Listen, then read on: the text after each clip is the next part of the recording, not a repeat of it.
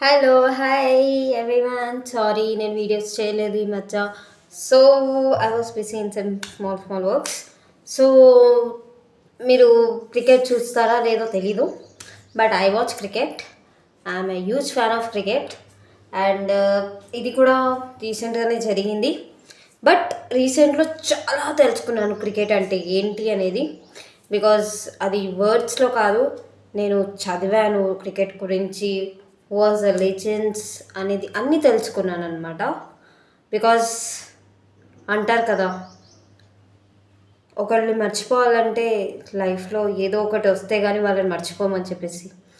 So అలాంటిది నా లైఫ్లో జరిగింది కాబట్టి అది మర్చిపోవడానికి నా లైఫ్లోకి క్రికెట్ అనే వరల్డ్ వచ్చింది. సో అది నేను చేస్తున్నాను అనమాట. So I'm die hard fan of cricket. So ఇది 3-4 డేస్ నుంచి కాదు, లైక్ ముందు కూడా నేను క్రికెట్ వీడియోస్ చేశాను యూట్యూబ్లో. If you want you can watch it. MS Dhoni మీద కూడా వీడియో అయ్యింది. అండ్ మొన్న జరిగిన జీటీజీ గురించి కూడా వీడియో చేశాను. అండ్ దానికన్నా ముందు టెస్ట్ సిరీస్ గురించి కూడా చేశాను అనమాట. మొన్న ఇండియా వర్సెస్ బంగ్లాదేశ్ మ్యాచ్ అయినప్పుడు కూడా చేశాను. So coming to the next అనమాట. అంటే ఈరోజు ఎందుకు క్రికెట్ గురించి మాట్లాడుతుందంటే, ఇప్పుడు కూడా జరుగుతున్నాయి కాబట్టి test series, T20 test series జరుగుతున్నాయి కాబట్టి దాని గురించి నేను ఈరోజు మాట్లాడబోతున్నాను అనమాట. So let's talk about. అంటే మొన్నటి నుంచే జరుగుతున్నాయి, బట్ నేను టైం దొరకగా నేను ఆ వీడియో చేయలేదు. సో ఈరోజు వీడియో చేద్దామని వచ్చేసాను అనమాట. సో ఈరోజు వచ్చేసి మీరు కొత్తగా నా ఛానల్లోకి వస్తే మాత్రం ఫస్ట్ మీరు ఏం చేయాలంటే సబ్స్క్రైబ్ చేసేసుకోండి, గంట బెల్ కొట్టండి, సో దట్ నేను చేసే వీడియోస్ మీ దాకా రావడానికి. So let's go in to the topic. So topic ఏంటంటే ఇండియా వర్సెస్ ఇంగ్లాండ్ మ్యాచ్ అనమాట. ఓకే, ఇప్పుడు ఇండియా వర్సెస్ ఇంగ్లాండ్ మ్యాచెస్ వచ్చేసి 5 T20 మ్యాచెస్ ఉన్నాయన్నమాట. 5లో 4 T20 మ్యాచెస్ అయిపోయాయి. 4 T20 మ్యాచెస్లో 3 T20 మ్యాచెస్ మన ఇండియా గెలిచింది. 1 T20 మ్యాచ్ ఇంగ్లాండ్ గెలిచింది అనమాట. సో ఫస్ట్ T20 మ్యాచ్ వచ్చేసి ఆసమ్, చాలా బాగా జరిగింది. తిలక్ వర్మ బాగా పర్ఫార్మెన్స్ చేశాడు. చాలామంది చాలా బాగా పర్ఫార్మెన్స్ చేశారు. వికెట్లు కూడా చాలా తీశారు, చాలా అంటే చాలా తీశారు. బట్ ఓకే, అది అయిపోయింది. సెకండ్ T20 మ్యాచ్ కూడా మనం గెలిచేసాం. అక్కడ కూడా తిలక్ వర్మ హైదరాబాద్ కుర్రోడు, ఒక లెవెల్ ఆఫ్ యాటిట్యూడ్, ఓ లెవెల్ ఆఫ్ మాస్ ఎంట్రీ తోటి ఇంగ్లాండ్ వాళ్ళకి చుక్కలు చూపించేశాడు. తిలక్ వర్మ కానీ, సంజు శాంసన్ కానీ, అభిషేక్ శర్మ ఫస్ట్ T20లో సూపర్ కొట్టాడు. సో ఇలా అంటూ లైక్ మ్యాచెస్ అనేది అయిపోయింది. అయిపోయాక థర్డ్ T20 మ్యాచ్ మనం గెలవలేదు, అది ఇంగ్లాండ్ గెలిచింది. అప్పుడు అందరూ అన్నారు ఇది ఎందుకు గెలవలేకపోయాం, ఏంటి ఏంటి అని చెప్పేసి. సో నిన్న జరిగిన T20 match, fourth T20 match గురించి మనం మాట్లాడుకుందాం. సో ఫోర్త్ T20 మ్యాచ్ వచ్చేసి నిన్న ఇక్కడ పూణేలో జరిగింది. మహారాష్ట్ర స్టేడియం అనమాట అది, ఆ స్టేడియంలో జరిగింది. సో నిన్న జరిగిన T20లో లైక్ 30 or 40 బాల్స్కి 3 వికెట్స్ పడిపోయాయి. ఫస్ట్ సంజు శాంసన్ తర్వాత తిలక్ వర్మ తర్వాత సూర్యకుమార్ కూడా పోయింది అనమాట. పోయిన తర్వాత we have Abhishek Sharma and మన రింకు సింగ్, వాళ్ళు ఒక దాకా తీసుకొచ్చి గేమ్ అనేది ఒక 70 దాకా తెచ్చారు. అసలు ఏమైందా అనుకున్నాను. దాని తర్వాత హార్దిక్ పాండ్యా రచ్చ చేసేసాడు. బికాజ్ హార్దిక్ పాండ్యా వాజ్ కొన్ని డేస్ నుంచి ఏదైనా డివోర్స్ కేస్ తోటి ఇవన్నీ ఇష్యూస్ తోటి ఉన్నాడు. సో బాగా పర్ఫార్మెన్స్ చేయలేదు. బట్ నిన్న మాత్రం ఫ్యాన్స్ని డిసప్పాయింట్మెంట్ అయితే చేయలేదు. అతను కొట్టిన 6 కానీ, అతను కొట్టిన 4 కానీ స్టేడియం వచ్చేసింది. కమింగ్ టు శివం దూబే కూడా నేను అనుకుంటున్నాను, లైక్ నేను మ్యాచెస్ అయితే చూశాను, బట్ ఫస్ట్ T20లో ఎందుకు తీసుకోలేదు శివం దూబేని, సెకండ్ T20లో ఎందుకు తీసుకోలేదు శివం దూబేని, నేను మొన్న ఎందుకు తీసుకోలేదు, తీసుకుంటే మ్యాచ్ మొన్న కూడా థర్డ్ T20 కూడా మనమే గెలిచేవాళ్ళం కదా అని ఒక థాట్ ఉండే. బట్ శివం దుబే కూడా బాగా పర్ఫార్మెన్స్ చేశాడు. He has done is half century. Hardik Pandya కూడా తన హాఫ్ సెంచరీ చేశాడు నిన్న. బికాస్ వాళ్ళ వల్ల we have got the target of we have given target to the England that 181 target ఇచ్చామన్నమాట. టార్గెట్ ఎందుకంటే వాళ్ళు ఏంటి మ్యాచ్ ముందుకు వెళ్ళలేదు. యాక్చువల్లీ మ్యాచ్ నేను ఫస్ట్ ఏమనుకున్నానంటే లైక్ ఏంటి T20 మ్యాచ్ చూస్తున్నానా అనుకున్నాను. Because it is international game కదా, ఇంటర్నేషనల్ గేమా T20 మ్యాచా అనుకున్నాను. But after that it has international గేమే అనుకున్నాను. బట్ ఇక్కడ శివం దూబేకి లైక్ నెత్తికి తగలడం వల్ల హ్యాస్ గాన్. సో ఇక్కడ అయిపోయింది. మనం ఇంగ్లాండ్ వాళ్ళకి 181 టార్గెట్ ఇచ్చాము. ఓకే, టార్గెట్ ఇచ్చాము. అండ్ ఇక్కడ ఏంటంటే శివం దుబేకి హెడ్కి అక్కడ హెడ్ దగ్గర తగ్గడం ball. So he has taken rest అనమాట. ఇక్కడ క్రికెట్ రూల్స్ అండ్ రెగ్యులేషన్స్ ప్రకారం ఎవరైనా ఇంజ్యూర్డ్ ఉంటే వాళ్ళ రీప్లేస్మెంట్ అనేది జరుగుతుంది. అది కూడా ఎలా అంటే బ్యాట్స్మెన్నే తీసుకొస్తారు. ఆల్రౌండర్ అయితే ఆల్రౌండర్నే తీసుకొస్తారు. బౌలర్ అయితే బౌలర్నే తీసుకొస్తారు ఇంజ్యూరీ అయితే. సో ఇక్కడ ఏం జరిగిందంటే Shivam Dube was batter, not a bowler. So Shivam Dube okay England బ్యాటింగ్కి వచ్చేసారు. ఆ టైంలో శివం దుబే వాజ్ ఇంజ్యూర్డ్ కాబట్టి అతనికి రీప్లేస్మెంట్గా ఎవరో ఒక బ్యాటర్ని తీసుకోవాలి. అండ్ ఇక్కడ ప్లేయింగ్ 11లో లేని person Harshit Rana. He was not in the playing 11. But అసలు బ్యాటర్కి బౌలర్కి సంబంధమే లేదు అక్కడ. అలాంటి అతన్ని హర్షిత్ రాణాని గౌతమ్ గంభీర్ టీంలోకి తీసుకొచ్చాడు అనమాట, రీప్లేస్మెంట్ ఆఫ్ శివం దుబే. కానీ ఇక్కడ ఏంటంటే రూల్స్ అండ్ రెగ్యులేషన్స్ ప్రకారం ఎంపైర్ డిసిజన్ అనమాట. లైక్ రీప్లేస్మెంట్ ఎవరినైనా తీసుకోవచ్చు అనేది ఉండదు, ఆయన డిసిజన్ అనమాట. ఇప్పుడు బ్యాట్సర్ అయితే బ్యాటరీ తీసుకోవాలని చెప్పేసి ఆయన అడిగి ఆయన డిసిజన్ తీసుకుని ఓకే అంటే ఓకే. కానీ ఇక్కడ ఆయనకి తెలుసు like Harshit Rana is a bowler అని చెప్పేసి ఆయన ఎంపైర్ కూడా ఒప్పుకున్నారు. దానికి ఎద్దవ్వలు వేస్ట్ ఆఫ్ ఫెలోస్. నిన్నటి నుంచి ఒకటే ట్రోలింగ్ అనమాట. దట్ ఇండియా టీం చీట్ చేశారు, లైక్ బ్యాటరే తీసుకురావాలి, బౌలర్ని ఎందుకు తీసుకొచ్చారు అని అంటే, అది ఎవరు తీసుకొచ్చింది, మేము తీసుకురాలేదు. ఒకటి అక్కడ అంత డిసిజన్ ఎంపైర్ మీద ఉంటుంది. ఎంపైర్ తీసుకోవాలి ఆ డిసిజన్. ఎంపైర్ తీసుకోవాలి కాబట్టి ఎంపైర్ తీసుకున్న డిసిజన్కి మన ఇండియన్ టీం ఏం చెయ్యలేదు అక్కడ. గౌతమ్ గంభీర్ యాజ్ ఎ కోచ్గా ఆయన వెళ్ళి చెప్తే అది ఎంపైర్ ఆలోచించాలి. అది ఎంపైర్ కూడా చెప్పాలి లైక్ ఇండియా అంటే బ్యాటరీ తీసుకురావాలి, బౌలర్కి బౌలర్నే తీసుకురావాలని ఆయనకు కూడా తెలుసు.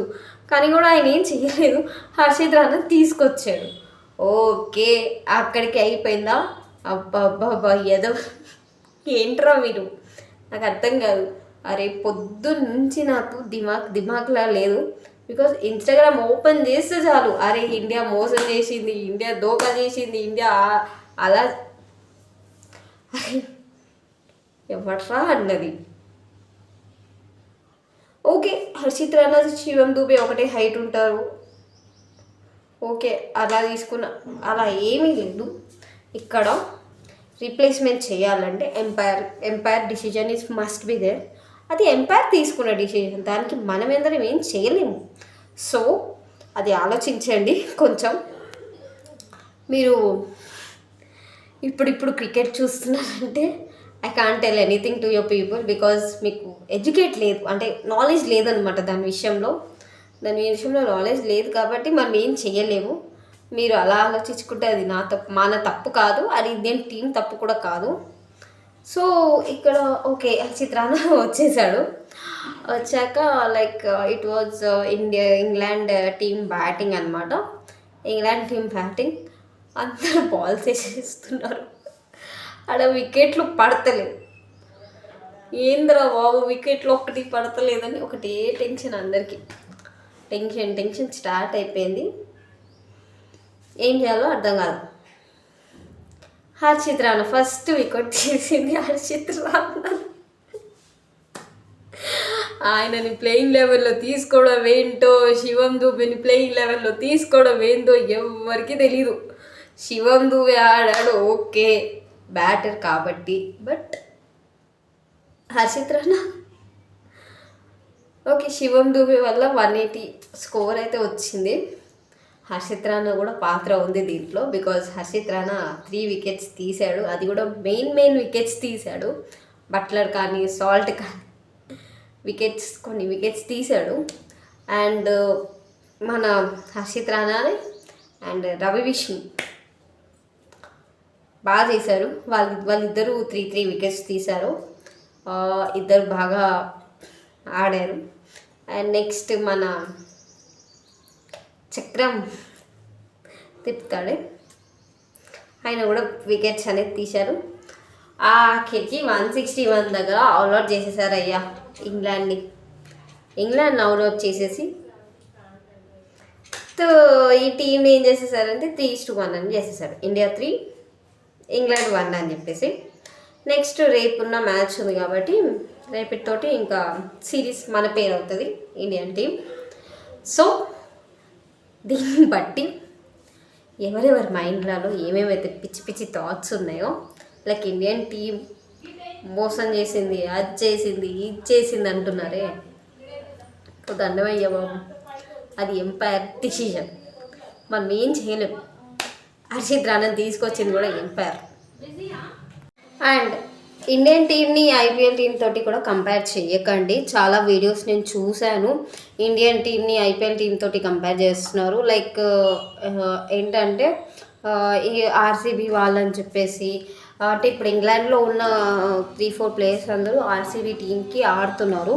సో వాళ్ళని కూడా లైక్ ఇలా ట్రోల్ చేస్తున్నారు అనమాట. లైక్ ఆర్సీబీ టీం వాళ్ళు ఏం ఆడుతున్నారు, ఏం చేస్తున్నారు అని చెప్పేసి.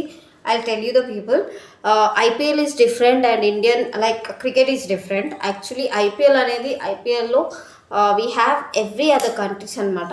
ఆల్ ఓవర్ కంట్రీస్ నుంచి అందరు ప్లేయర్స్, కొంతమంది ప్లేయర్స్ అందరూ టీమ్స్లలో లైక్ 10 టీమ్స్లలో కొంతమంది ప్లేయర్స్ అనేది జాయిన్ అవుతారు.